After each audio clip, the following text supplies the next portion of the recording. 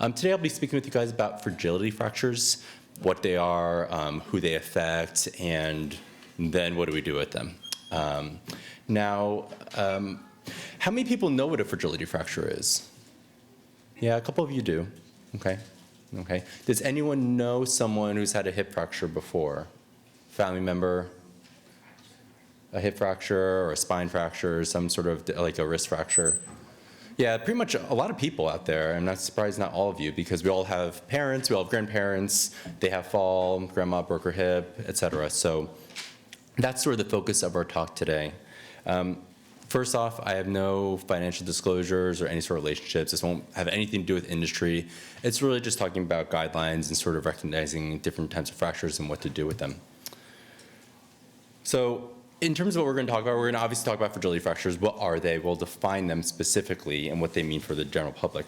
What do they mean to you as a person? What do they mean to you as a family member? What do they mean to you as just another citizen in this country, and what can we do about them? And then I'll touch a little bit on how we treat them, but I think what's more important than how I treat them as a surgeon is how you approach treatment as a layperson. So why don't we get started? The first thing we'll talk about is what are fragility fractures. And I think we need to take a step back and first of all talk about fractures themselves. I get this question a lot. Is it fractured or is it broken? And I get it more than I should, but they're really the same thing. Just fracture is a fancy term. Instead of saying a broken bone, we use fancy terms like fractured. Okay, so fractured is a broken bone. Okay, and we have multiple ways that we describe fractures, right? We can describe them by the pattern. We can describe them by their location, what bone they're in. We can describe whether or not it was a closed injury, meaning that the skin isn't broken, or an open injury, meaning that the bone is sticking out. It's something that's very grotesque that I got very used to. But we can also describe them in terms of mechanism, how it happened, right? And sort of the force that sort of went into breaking that bone itself. So we all know this type of fracture, right? A traumatic one, right? And this is the kind of fracture that I see all the time, where people are riding their bikes, they fall down. People on their motorcycles, they're on the highway and they crash into the median. People in the car crashes. Like, these are high-speed energy fractures. And by traumatic fractures, I mean that the event that happened that caused the break makes sense in a normal person, right? When you fall off a motorcycle, you're probably going to break something, right? And anyone, it doesn't have to be old, young, anyone, okay? So that is just a traumatic fracture, all right? Then we talk about metabolic, okay? And a metabolic fracture means that there's an underlying disorder within the bone itself, whether how the bone is being produced or the composition of the bone, that actually makes the bone weaker and it increases the fracture risk. So for example, this is a kid with osteogenesis imperfecta. So there's something weird going on with how he produces collagen. And that makes the child more prone to fractures. So his bone doesn't act like a normal bone. It is inherently different in its composition. And then another type is pathologic. So these are ones where some other disease process is going on that then weakens the bone. And the classic example of this is a tumor, like a metastatic cancer, where the tumor starts to invade the bone and it eats it from within inside or from the outside, and it weakens the structure of the bone itself. So there's nothing wrong with the bone itself, but there's something else going on in the body that is thus affecting the bone and causing it to be weak. And then we go to our last type of fragility fracture, okay? So fragility fractures occur in structurally weak bone due to aging and bone loss. Again, this is different than traumatic one, because a traumatic, you have normal bone, just a very high energy mechanism. It's not metabolic because it's a normal disease process, normal aging, okay?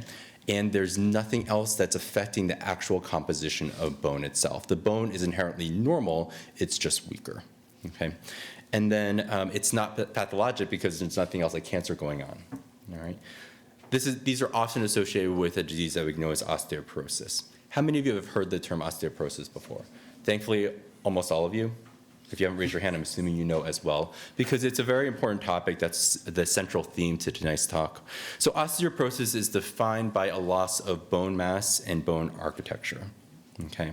So this is an example of normal bone on the left. This is trabecular bone, right? So in a bone, we have two different parts. One, you have the thick outer cortex, right? So in long bones, like your femur, you have this big, thick outer cortex. But in the middle, at the ends of the bones, right, around the joints, you have this spongy type that are trabecula. And this is what it looks like under a light microscope. So you can see that there's almost this lattice network of bone that's forming. They interdigitate, they connect, and they help distribute the force throughout the bone itself. And here you have osteoporotic bone. Okay, this is what it looks like under light microscope. So it looks like bone, but there's less of it. It's not just that there's less of it, but it's that you start to see detachments, right? As opposed to here, where you can see that they're all interconnected, and thus they're all helping to distribute the force. Not only are the trabecula, the lattice network, thinned out, but it's also broken. There are holes. And so you can't distribute the force. So not only do you have a thinner bone, but you have empty areas, and thus those areas that are still left experience more of that stress. So this is structurally much weaker than normal bone. Okay. So what's the underlying root of osteoporosis? Well, you have to take a step back and look at how bone normally works. In every sort of bone isn't just a static structure, it's actually very dynamic. And throughout your entire life, even right now, your bone is undergoing multiple processes. It's always undergoing this remodeling process. And the remodeling process actually begins by the bone breaking down, right? So for example, if you have an injury, not even like a frank fracture, but let's say you have, just like a bump or a bruise on your bone, or just like even a microfracture, not even complete, it's just a small little crack in a bone. Your body senses it and it says, oh, I have a small little crack, or I'm experiencing more stress. Let me do something about it. So the first thing it's going to do is it's actually going to absorb the injured bone. So it's going to send a signal out to these cells called osteoclasts. And the osteoclasts have acid in them, it has enzymes in them that help digest the bone itself. But once it does that, then the osteoclasts that digest the bone then send out signals like, okay, I've done my job. I've taken out the diseased portion. And now I'm going to bring in other cells to actually rebuild what I just broke down. And then it brings in and recruits these other cells called osteoblasts. And those osteoblasts are responsible for building the new matrix. And as it builds a new matrix, it then becomes mineralized with calcium, and that's what actually forms the actual bone. So this goes on throughout your life, and these two processes are very tightly coupled. Right? In order to build bone, you break down, right? You can't just build bone, build bone, build bone. Because if you kept building bone, it leads to other diseases, okay? And we do see that in patients who have problems with one of these cells. If they keep building bone, it leads to other problems as well. All right? So this is tightly regulated. And you can imagine in your body, you don't want to have an imbalance between the two, right? You always want them to be in balance, all right? So imbalance is whether you're producing too much bone or absorbing too much bone, then leads to problems. So in a healthy person, those two processes are tightly regulated, they're coupled, they're balanced. In osteoporosis, however, you have a net loss. So your body's actually resorbing more than it can actually build. Okay. And then on the flip side, you have another disease called osteopetrosis. Petrosis, like as in forming like rock hard bone, like Petra, where you actually have a net gain and you're building a much thicker bone. So over the course of time, your body's ability to build bone and break down bone will change, right? And this is affected by multiple things that can affect the balance between those two processes. The first thing is age. Right? At a certain point, our body can't produce as much as we used to than when we were 20. We're no longer kids, we're no longer teenagers, so our body is unable to keep up with certain processes. Hormones play a huge role, and we can see that in this graph over here, right? So not only with age, after the age of 30, our bone mass actually starts to go down, okay?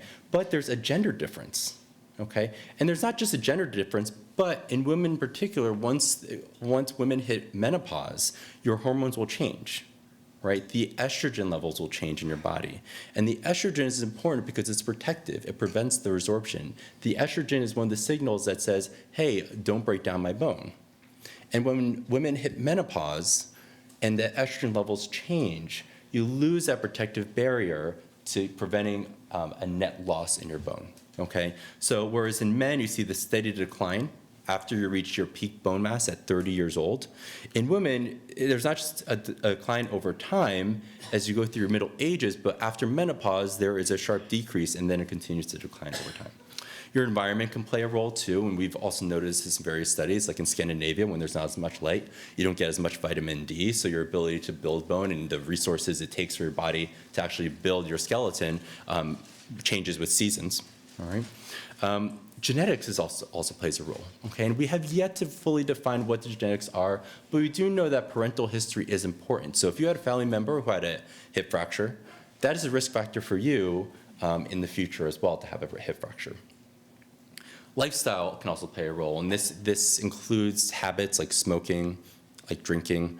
Also your diet also plays a role in nutrition. Patients who have eating disorders like anorexia, they're not bringing in the proper nutrients to actually feed their bones. In fact, this also affects their hormones as well. Patients with anorexia get amenorrhea. That changes their estrogen, progesterone levels, and that also affects bones as well. But did you know that medications can also affect your bone quality? Right, specifically steroids? Right, so that is also one of the big risk factors as well. So medications can play a huge role in your bone health.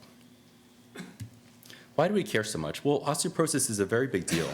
8.9 million fractures are attributed to osteoporosis every single year, okay?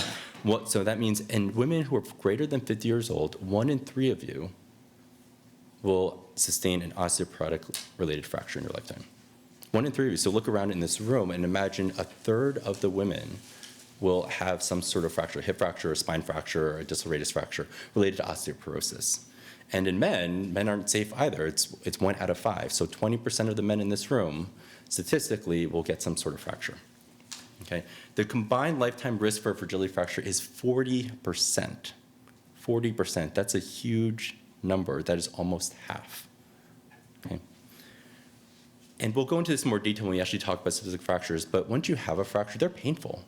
Whether it's in your spine, whether it's in your hip, whether it's in your distal radius, these are painful fractures. And they cause a lot, not just disability, but they cause prolonged hospitalization, need for procedures, et cetera. There are 3 that we're going to sort of talk about today. The first one is a hip fragility fracture. The second is a vertebral or spine fragility fracture. And the third is upper extremity fragility fracture, specifically distal radius. Okay. I'll focus a lot of my time on hip fragility fractures because I think there's been a lot more that I'm familiar with as a trauma surgeon, but certainly you can ask me about any of those at the end of the lecture. Okay. So let's talk about hip fragility fractures. Again, how many of you know someone who's had a hip fracture before? So yeah, that makes sense. Okay, a lot of you, right? So hip fractures are becoming a worsening problem over time. So in the 1990s, hip fractures increased by 25% alone. Did you know that? Yeah, that's a pretty big number, okay? And by 2050, so in about 30 more years, we're gonna have 4.5 to 6.3 million hip fractures per year. Remember, right now we have 9 million overall in general, but in 30 years, it's gonna be 4.5 to 6.3 million projected per year. Okay, why is this significant? Well, in white women, your lifetime risk is 1 in 6 for having a hip fracture. This is higher than your risk of breast cancer, which is 1 in 9. And in fact, in women who are greater than 65 years old, your risk of mortality from osteoporosis is the same as that for breast cancer. Okay, 20% will die in the first year after a hip fracture. Okay, in some series it goes up to 30%. Okay, and that's not simply from the fracture itself. We think it has a lot of other things to do with it, like your general wellness, your ability to keep balance, other comorbid conditions that lead you to increased falls and put you at risk anyways. Okay. The other thing is that a fracture begets a fracture, and this is one of the key take-home points of this talk. It's not just that you sustain a fracture, but that fracture alone puts you at risk for another fracture. So when you have any sort of fracture, it almost doubles your risk of sustaining another fracture.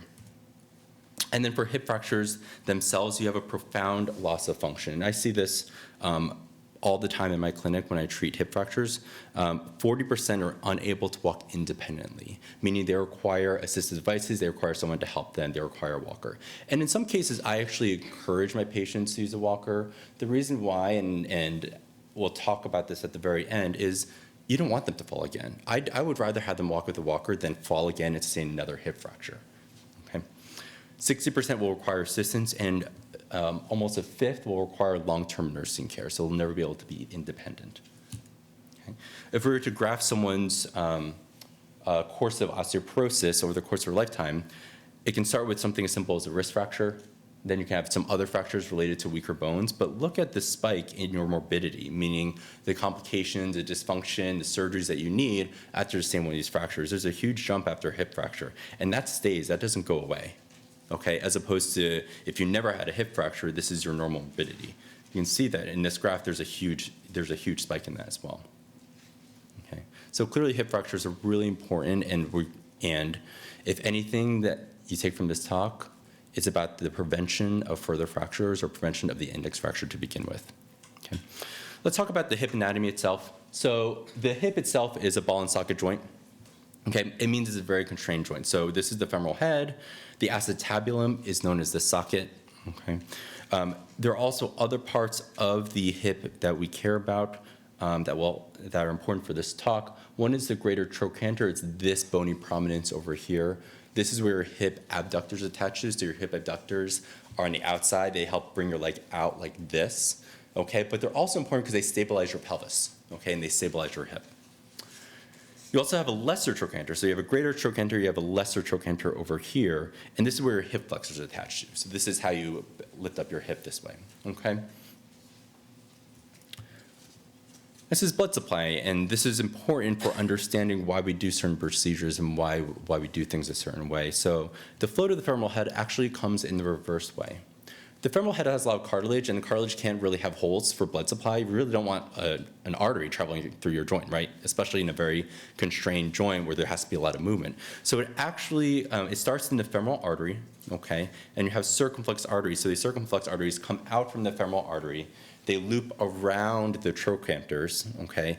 And after they wrap around, they then send blood vessels through the neck up into your head. So in a way, it's reverse flow.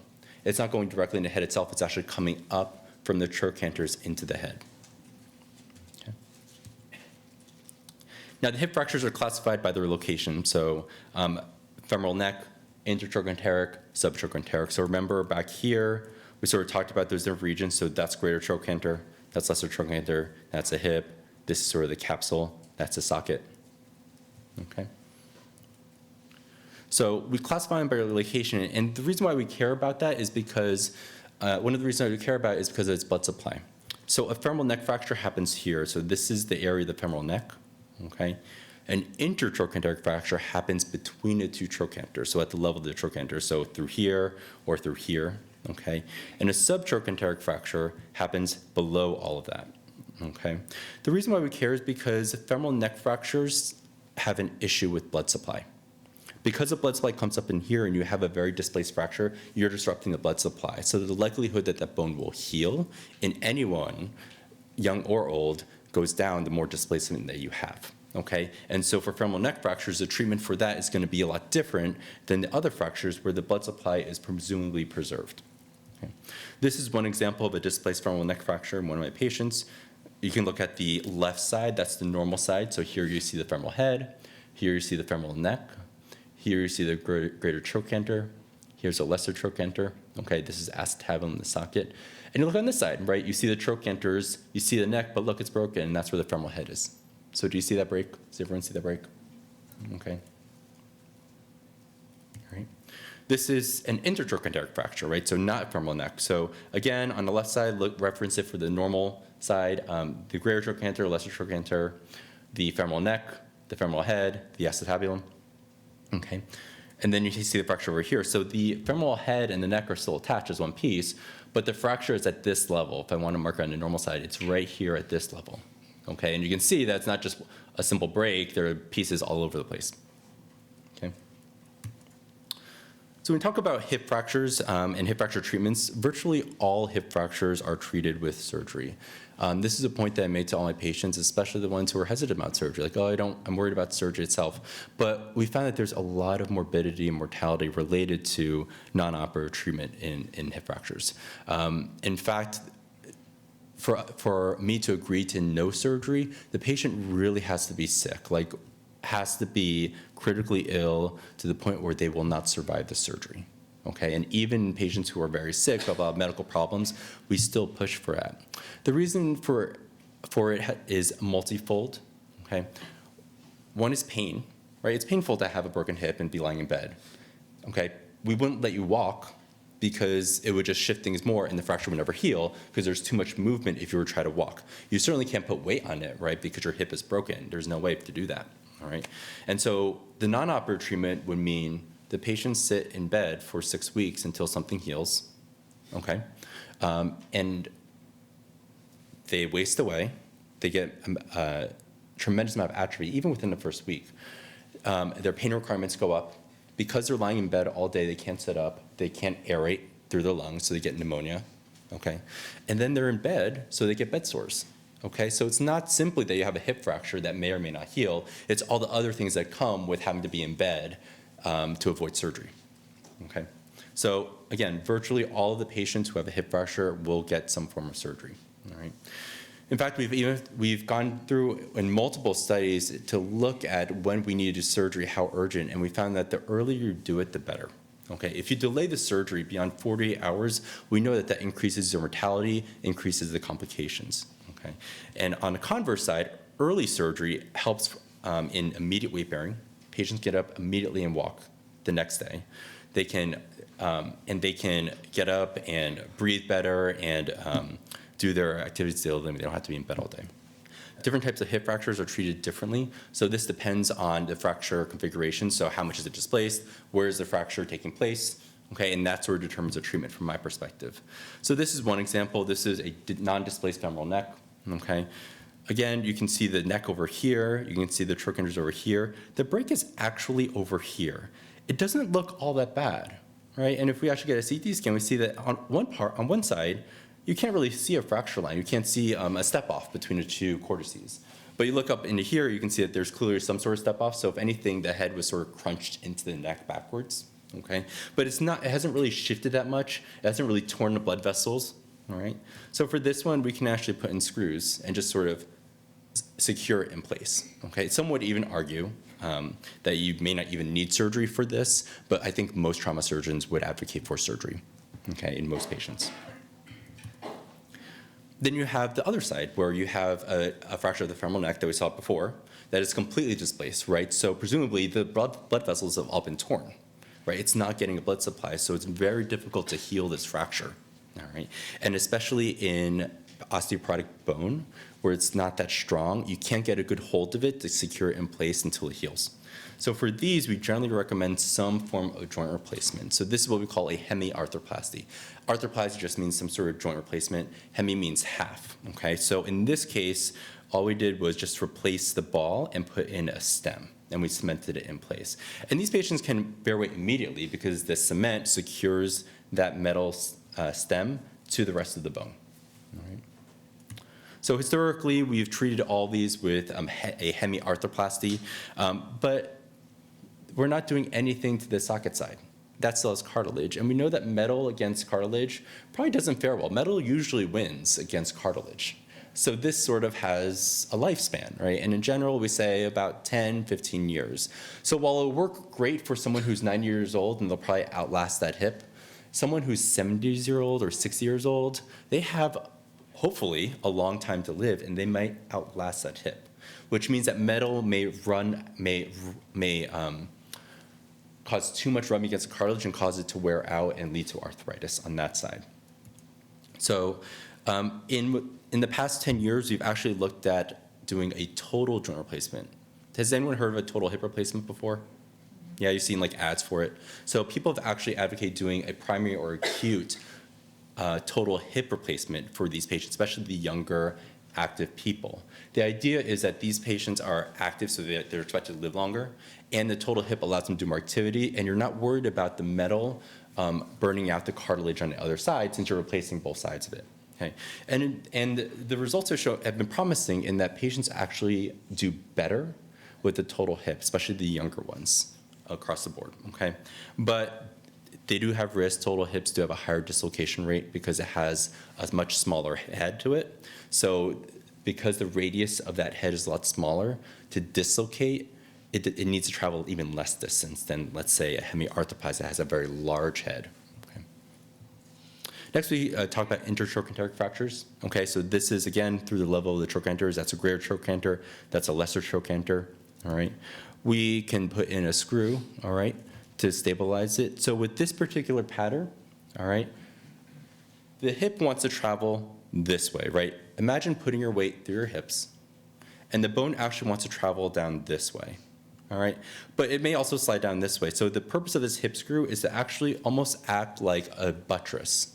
By putting the screw in, I'm engaging the head, and I'm allowing the fracture to almost collapse on itself. So it's compressing itself. That's how this particular screw works for this particular fracture. This is one of the standard ways we use to treat intertrochanteric fractures a lot, but the tides have actually shifted. So same type of injury, right, an intertrochanteric fracture. Again, you see a fracture line over here. You see the greater trochanter over here, the lesser trochanter over here. So intertrochanteric fracture, all right? And we've actually now switched more over to using nails, okay? A nail is basically a metal rod that goes within your bone, okay? So one side goes down your bone into the shaft, and it could be short, it could be long, there's no difference between the two.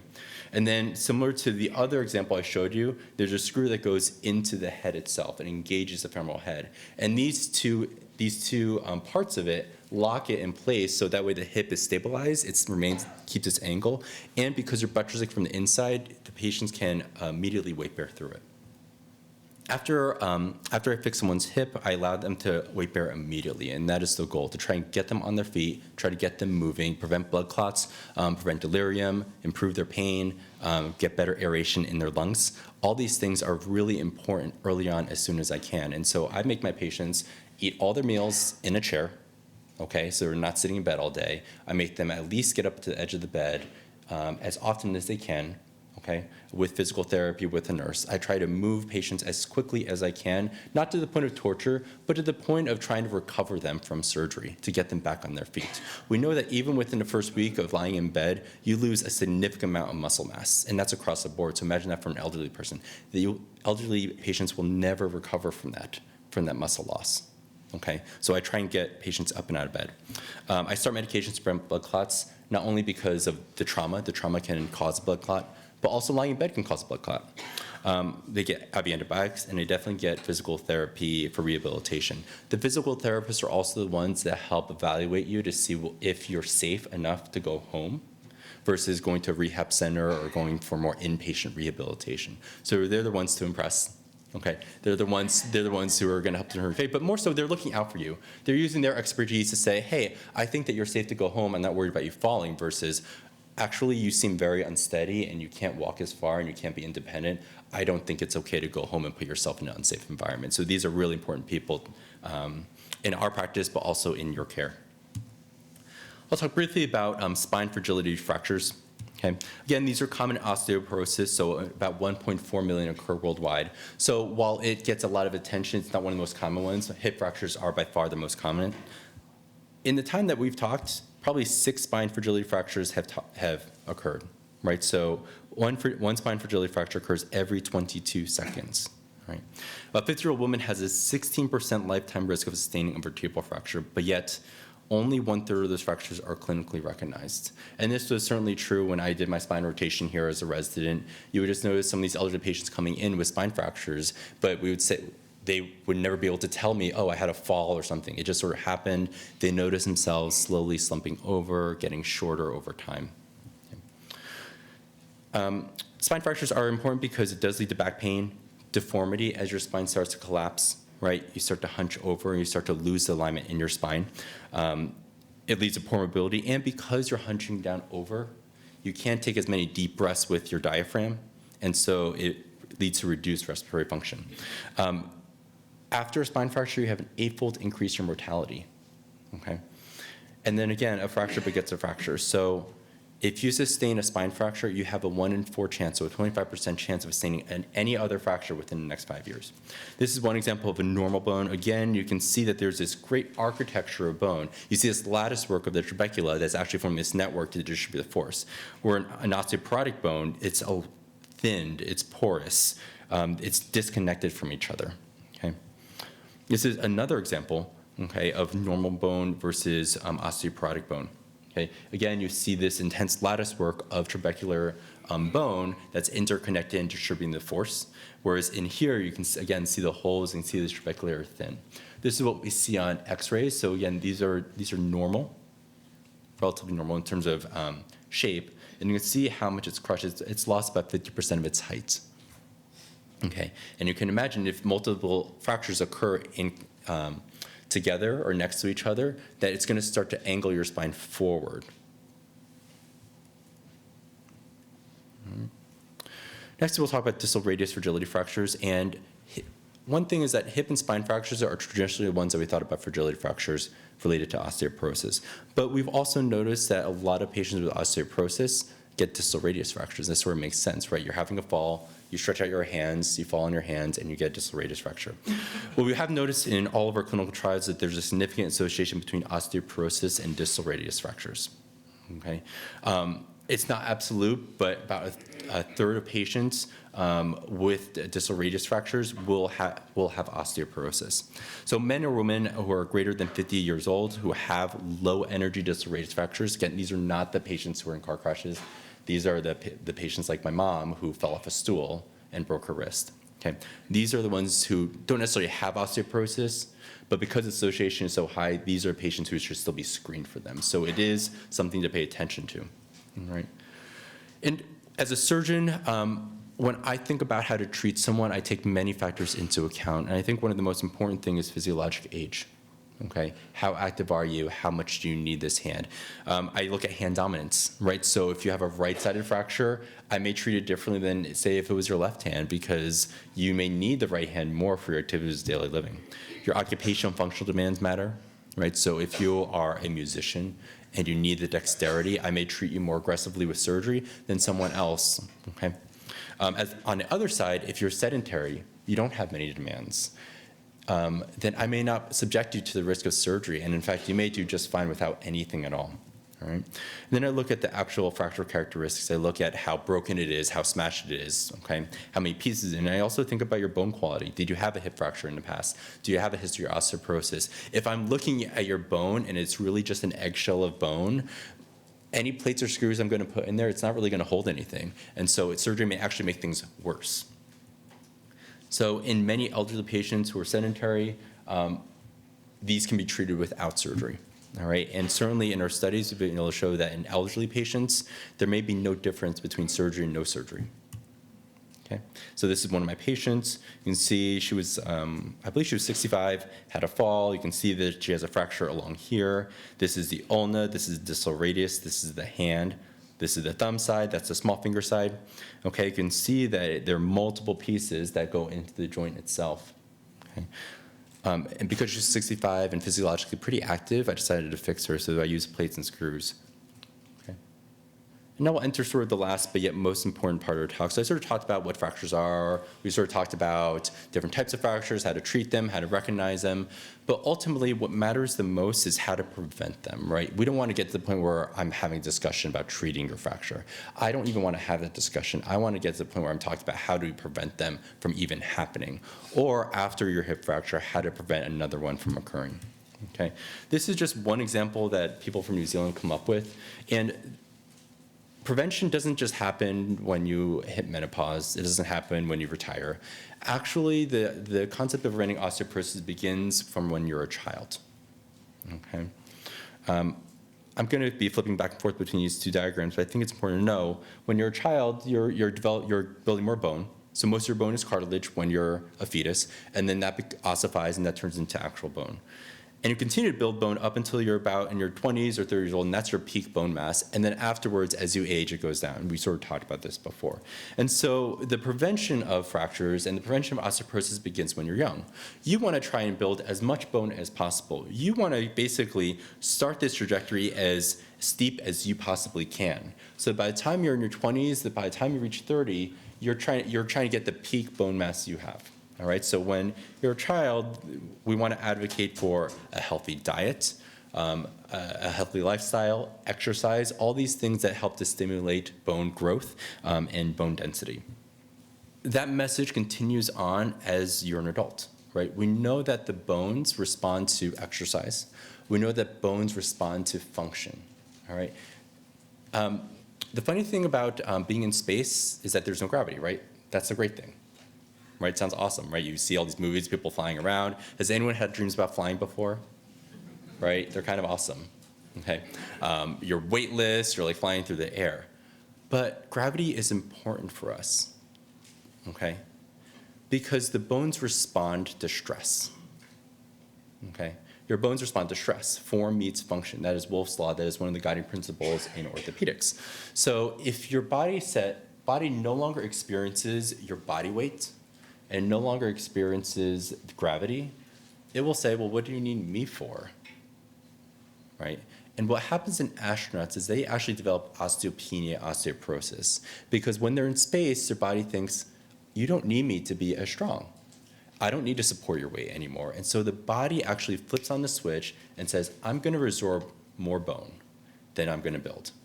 All right, so again, the environment has a role to play in someone's bone health or bone density. So in applying it to those of us on Earth who experience gravity, if you don't stress your bones, and if you're not stimulating it to get stronger through exercise, through mobility, the body is going to respond by saying, oh, you don't need me, so I'm going to give up. I'm not going to build as much. I'm going to start breaking down, okay?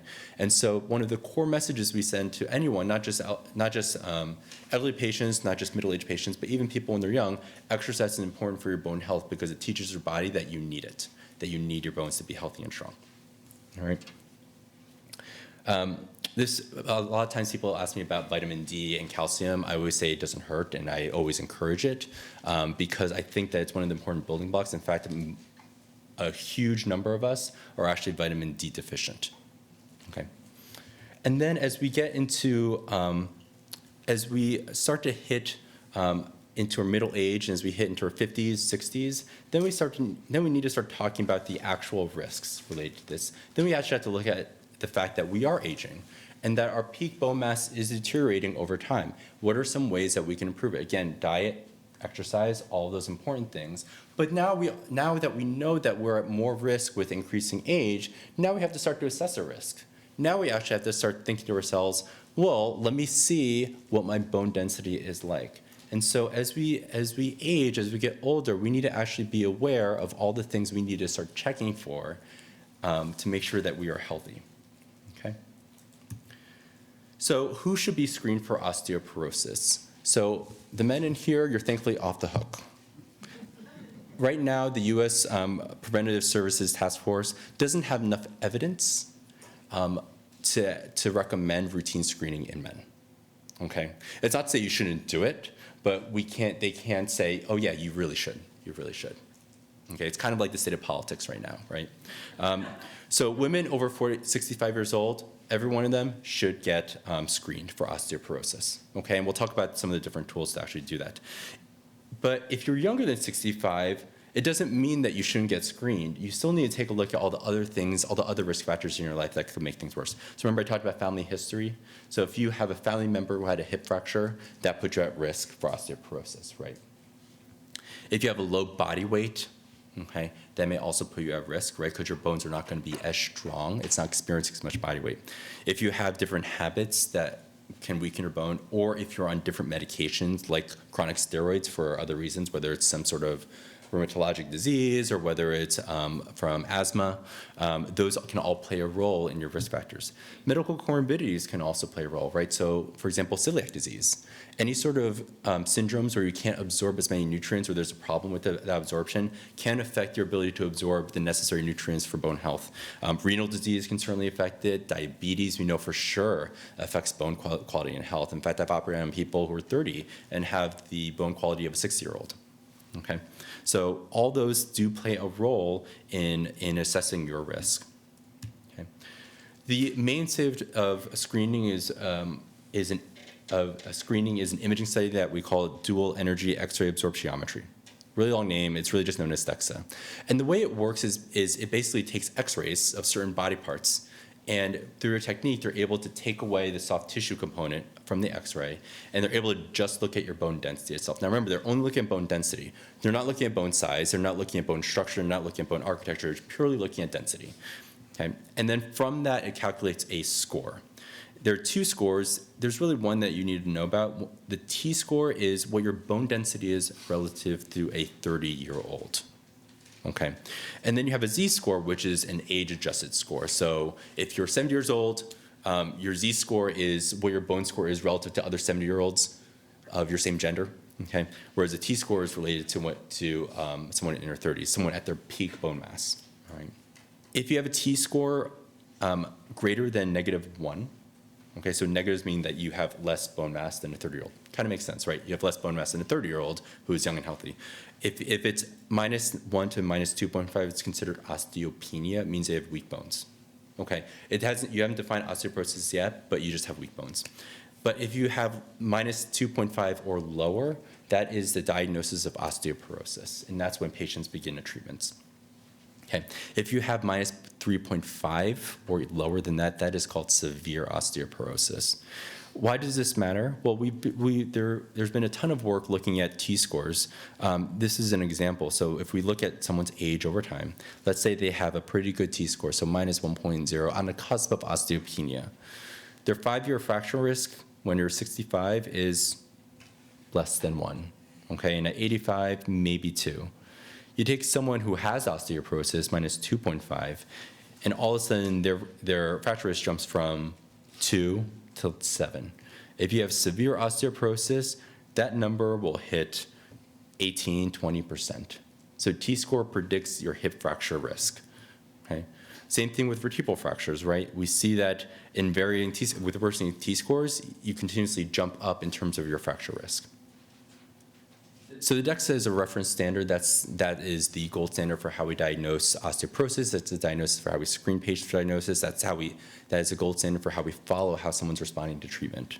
Okay, but it's not perfect, like any sort of study that we have. So if you have a small body frame, okay, that may overestimate your risk. Okay, because it picks up only your bone density, and if you have a small frame, it's relative to your body size. It may be appropriate, but it's just doing an absolute number. This is in contrast to arthritis, because in arthritis, your body doesn't have the cartilage anymore, so actually makes your bones sclerotic, so makes your bone thicker and harder. And so while your bones may be weaker itself, that may throw off the measurements because it'll pick up on those areas where you have dense bone from the cartilage loss, not because of the osteoporosis itself. We've looked at other methods too, and these are currently being studied, so we can use a CT scan, we can use MRI, we can use ultrasound. Right? All these have flaws, so a CT scan, have a lot of radiation. It may not always be available. There are high costs associated with that. Same with MRI, high costs, availability. It's difficult to sometimes get a routine MRI on a patient. Ultrasound has shown a lot of promise, but this can be finicky. It's actually highly user dependent. So right now, it's not the gold standard either, even though it doesn't expose you to that much radiation. But what if you already have a fracture? Well, if you have a hip or spine fracture, it doesn't matter what your T-score is because that has already defined you as having osteoporosis. These are sentinel events that define your disease, right? Those are ones we care about. So if you have a hip fracture or a spine fracture, that means you have osteoporosis, okay? And so patients who have these fractures, they really should have a DEXA scan, not so much to diagnose osteoporosis, but to assess your severity and guide your treatment. All right, and after these such fractures, since we know you have osteoporosis, we need to refer you to a primary care provider, endocrinologist, someone to actually start to treat the osteoporosis. As I mentioned before, if you have a low energy distal radius fractures, it doesn't mean you have osteoporosis, but because the association is so high, these are patients who should also be screened for osteoporosis. There's another tool that we can use to actually evaluate your 10-year risk of developing a hip or other major osteoporotic fracture. This is a tool you can use online. So you put in your age, you click into different risk factors that we've talked about, you put in your weight, you put in your height, and then you put in your bone density score, and it will calculate what your risk is in the next 10 years of developing some sort of major osteoporotic fracture. So once we've actually diagnosed osteoporosis, okay, then we talk about different treatment. There are multiple different types of treatment. But basically, there are multiple different types of medication treatments, whether it's replacing your hormones like estrogen replacement therapy, or whether it's medications that actually stop the resorption. There are multiple medications, and I'm not going to go through them in a lot of detail with you today, but we have great treatments out there to actually treat them. Right? Now, how do we prevent secondary fractures? Let's say you've already had a fracture, okay? That fracture alone puts you at an 86% increased risk of any fracture, so it's almost double your risk, okay? After an index fracture, it's actually very crucial to have your bone health evaluated and to begin treatment for osteoporosis if that is the case. So again, you have medications to actually improve the strength, decrease the amount of bone resorption you have, decrease your fracture risk. But another component to this, and this is where I come in, this is where other providers come in, and this is where you can come in as a layperson, as someone not involved in the medical community, but with your family, with your friends, is to talk about fall prevention, okay, at the home, taking care of your family, making sure that they're in a safe environment, okay? Because it's not just about their overall bone health, it's also about their safety, right? And this is sort of the last main point that I will make. And this is something that's come under a lot of scrutiny, and that's kind of sobering as a surgeon, as a physician, is that we in the medical profession, even now, even with current modern medicine, we've been inadequate in diagnosing and referring patients for screening and treatment after sustaining a fragility fracture. Meaning that if you look at the patients who actually sustain a hip fracture, right, we know they have osteoporosis, we know they should get treatment. Right? We know we need to assess their DEXA scan. This is all throughout the literature. We all know this from medical school, from our training. And yet, if you look at the number of patients who actually get screened for it, who actually get the scans, who actually get treatment, that number is very low. So we as physicians aren't doing our jobs. And so my message to you guys as people who are not in medicine is that you can do better than us, because you can understand that after these fractures, it's really important to seek treatment, to be active, and to actually prevent all these secondary fractures. So where we fall short as physicians, as surgeons, you guys can step up and say, hey, no, this is what actually needs to be done for my mother, my sister, my father, for myself, okay? And that's probably the best takeaway point I can give you tonight. So to summarize, fragility fractures are due to structurally weak bone from osteoporosis.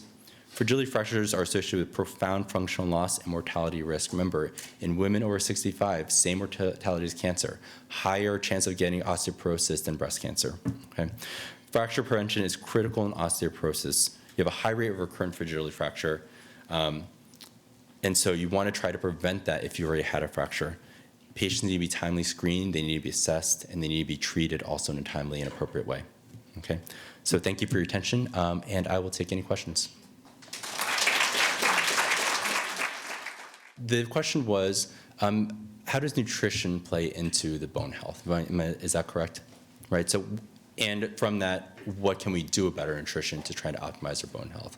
Well, I'm obviously going to advocate for a healthy diet, right? Plenty of fruits and vegetables, plenty of nutrients for your overall body health.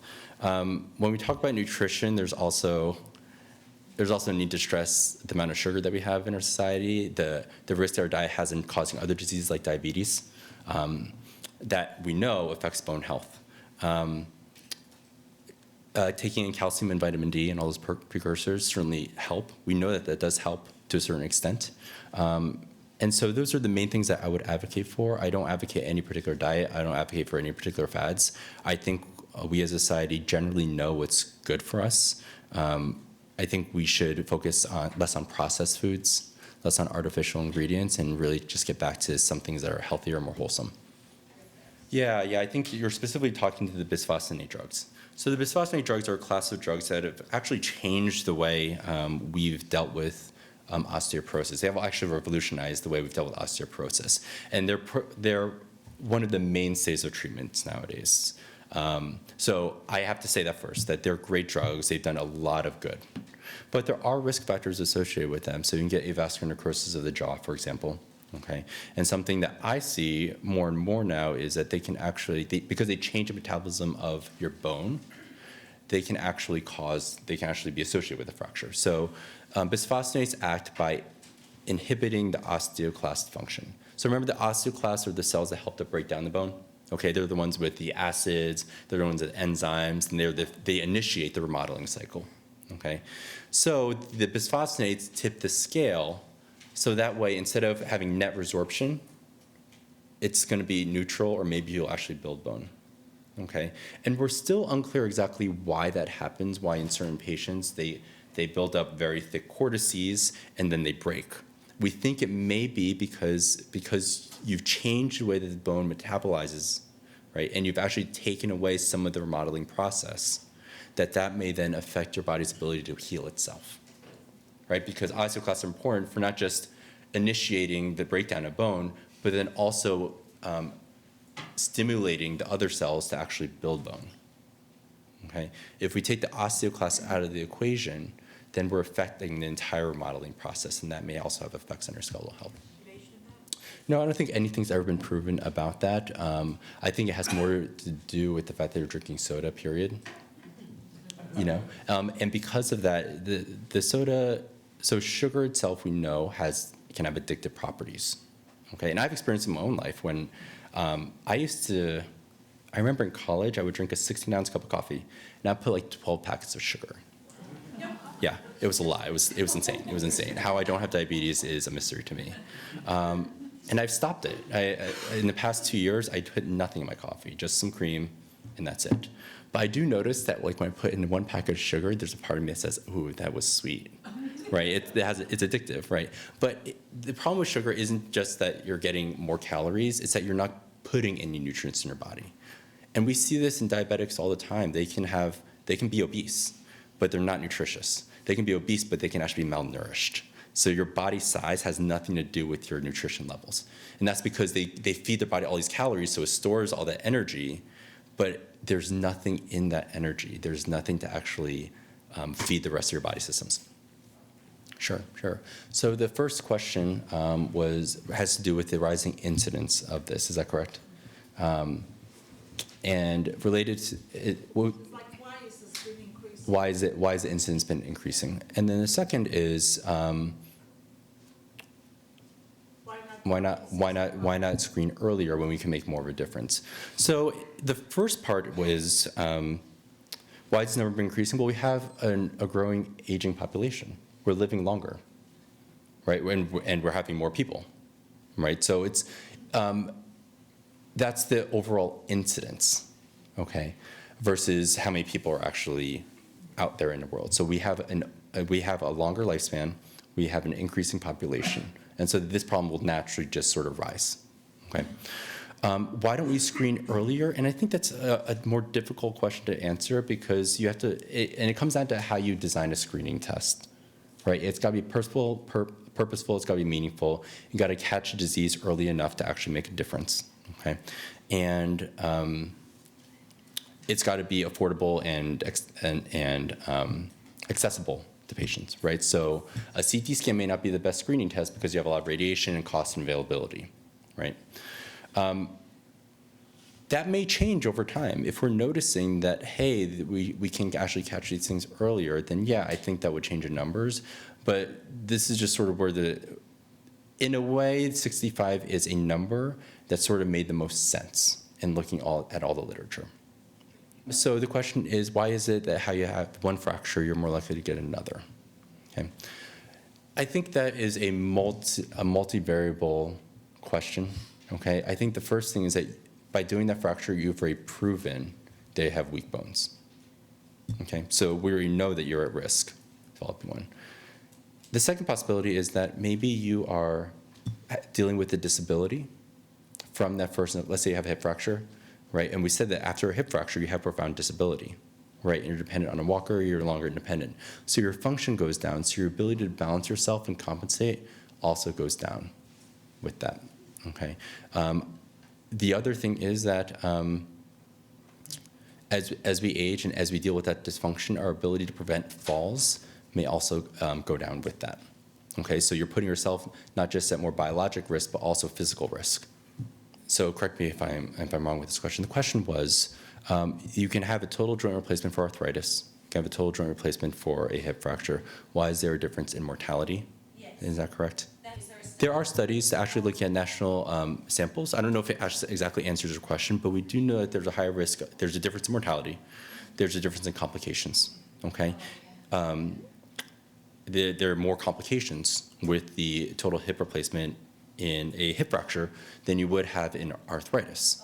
okay? But it probably has something to do with someone's physiologic status, okay, their overall health, right? We talked about health problems, other comorbidities, other risk factors playing a role in someone's osteoporotic risk and a risk for a hip fracture. So if you look at the patient population who's getting a joint replacement for arthritis versus the population that's getting a hip replacement for a hip fracture, they're probably going to be very different in terms of physiology. And that probably drives the mortality and the outcome. Yeah. So the question is, for those people who need long-term corticosteroids, and that is a risk factor for osteoporosis, what can you do to sort of mitigate that risk? Is that correct? Correct. Okay. It depends on the reason why you need those glucosteroids, okay?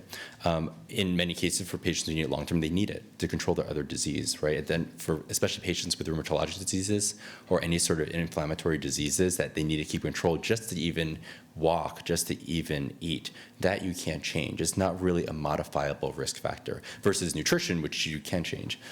And so it's not so much about decreasing the risk of that. It's about improving your health to try and decrease your overall risk through other factors, through other modifiable factors.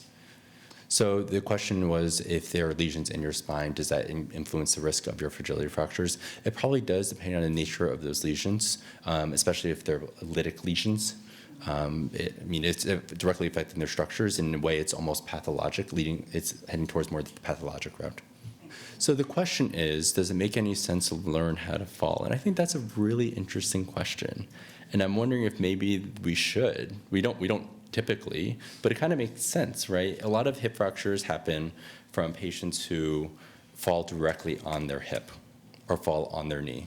But if we can find a way to sort of brace their fall or pad their fall to lessen the impact, would that make a difference? I think that'd be hard to study, but it is an interesting thing that probably doesn't cost that much more. It's just another element of the training that we give people. So that's a very interesting thought, yeah. Yeah, so the question is, if hip fractures define osteoporosis, so in our minds it's a sentinel event that says once you have it, you have osteoporosis, then what about other fractures, for example, knee fractures? Not so much, and I don't have a great answer for why other fractures aren't, but we also just don't see them as much as we do.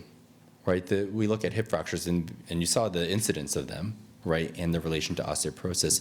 Even osteoporosis patients, we just tend not to see as many fractures around the knee, like tibial plateau fractures, like distal femur fractures. We do see them, they do happen, but generally they don't have the same mechanism, and they don't have the same incidence or prevalence that we do see as opposed to osteoporosis.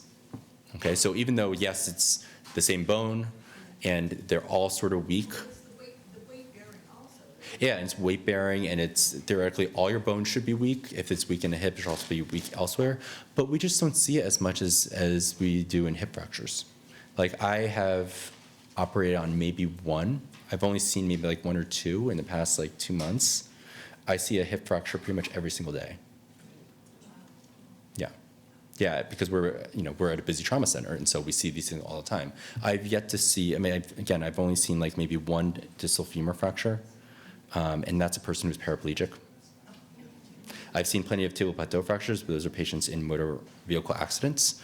I maybe have seen one or two elderly osteoporotic tibial plateau fractures. They just don't really happen in osteoporosis. But I see hip fractures all the time. There's some days, some weekends, I operate on 2 or 3. I think in part, so the question is, why is the hip so much more prone to these fragility fractures? I think it has to do with the geometry and the forces that have to go through it. The hip experiences a lot of forces to go through it, to balance the pelvis, okay, to distribute the weight. Looking at the anatomy of the hip, there's a lot of stress that actually goes through the area right below the trochanters, on the order of, I forget the number, like 1,100 like newtons or something like that, based on the old diagrams. So there's a lot of force that actually goes through your hip to actually maintain your weight. All right.